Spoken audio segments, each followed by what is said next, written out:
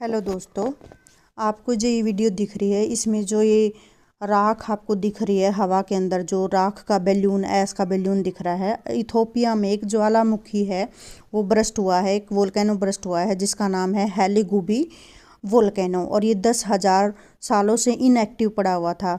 और सबसे बड़ी बात ये है कि इसका जो धुआं है वो भारत की तरफ आ रहा है।